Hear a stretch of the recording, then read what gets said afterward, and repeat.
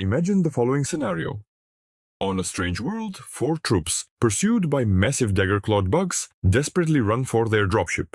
The landing pad is crawling with creatures, green ooze explodes, and machine gun fire rattles as the 4 people rush through the boarding hatch and their ride takes off in the nick of time.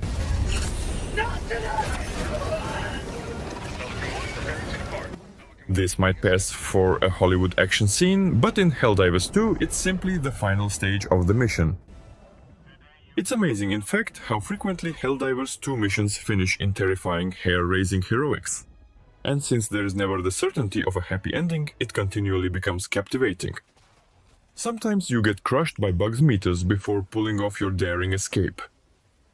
Despite the group being completely overwhelmed, one of you manages to survive and return home. On the other hand, perhaps nobody succeeds at all.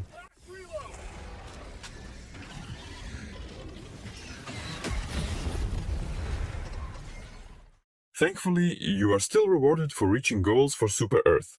Not just mission endings leave an impression. Each part of this frenetic 4-player squad shooter combines to create situations that look like they were straight out of a movie. Indeed, to a certain extent, they were. With inspiration from Starship Troopers, Aliens and the Terminator series thrown in for good measure, Helldivers 2 is an epic mashup of sci-fi action movie clichés. Every bit of its code strives to imitate the random mayhem that evokes the terror, bluster and dark humor of their iconic scenes. It makes sense to incorporate the Starship Troopers scenario into the game's tone.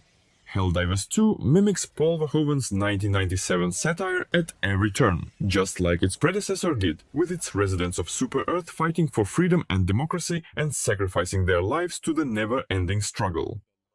Although the writing in this instance is merely a faint representation of its source, it gives the action a magnificent ridiculousness that frequently leads to wild gambits and laughter. It stems from the notion that, despite the misinformation, you are a helpless nobody sent into enemy territory to give your life in the service of nebulous goals, rather than some Master Chief super soldier. Every attack you take will result in you being crushed, burned, impaled, and most likely blown up by comrades who are just as weak as you. A well-deserved win is surviving, and every death is a tragically humorous byproduct of what happened. Additionally, a few seconds after your death, a teammate summons more troops, and before you know it, you're hurtling back into the fight from orbit in a capsule that mimics a bullet. I just hope they made sure not to call you when there are robots or a pack of deadly insects around. In fact, one of Helldivers 2's most consistently clever ideas is that help always comes from above, fired by your own spacecraft that hovers over your location like a satellite. This sequel can be seen as a remake of the first game in many ways, but it also adds live service progression and changes perspective from top-down to over-the-shoulder. The latter change is particularly important because it gives you a stronger sense of control over the skies and enhances close-quarters combat. Along with the heavy thud that can destroy beautiful landscape or bugs, reinforcements also come in the form of what the game refers to as stratagems, which are heavy weaponry, deadly airstrikes, and orbital laser fire. Before landing, each fighter chooses 4 stratagems, all of which are timed by cooldowns. Using these effectively can make the difference between becoming a cackling exterminator who poses a threat to robots and insects, or just some random dude with an assault rifle and a few explosives. Although they are the most reliable ways to slaughter your allies, air and orbital strikes are a fast way to destroy large areas of enemies. That's right, air and orbital strikes are the most reliable ways to wipe out large groups of enemies while also killing off your allies. A hilariously clumsy way to deliver a precise blow is to call for it using a metal ball that serves as the barrage's target point. A red beam then rises into the sky, giving you a few seconds to evacuate the area before a loud explosion. It might therefore be your lucky break or a sign that you are about to die. The same holds true for mines, automatic turrets, and powerful handheld weapons. They are absolutely necessary for your survival, but their deployment could backfire and drain your supply of reinforcements more quickly than the opponent could have thought. Additionally, because fights in Helldivers 2 develop ridiculously quickly, mistakes can still occur even with a well-organized squad. The next moment, you're ducking behind a boulder to evade a charging beetle with its bodies burrowing up on all sides. Someone punches an airstrike command and launches the targeting device without first confirming where anyone is. Someone goes down in a blaze of suicidal glory, and someone saves an ally from impending death.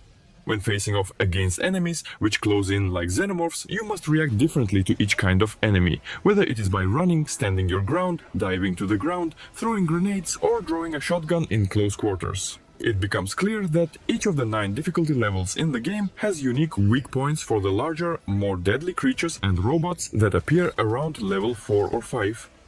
Meanwhile, even at early levels, mission design is complex and multifaceted. Objectives span multiple stages, sending you between traversing the sizable maps to holding positions while manually moving machinery, waiting for processes to finish, or hitting inputs into terminals. These tasks range from demolishing bug nests or robot factories to obtaining soil samples or preparing the launch of an ICBM. Additionally, missions offer a variety of sub-objectives that entice you with experience points and economic awards. However, the longer you stay on the planet, the more enemy forces there are. Your efforts may be delicately balanced by such choices. The audio and graphics are also excellent. While bugs are consistently repulsive and robots are just as terrifying as the Terminator, each planet has its own unique personality, complete with color, natural cover, hazards, and environmental factors. The sound design is what really makes the game shine. With flawless shooting, clacking reloads, explosions, your team's well-timed eat this. And for democracy, yelling, and a score that blends jingoistic and emotional elements in equal measure.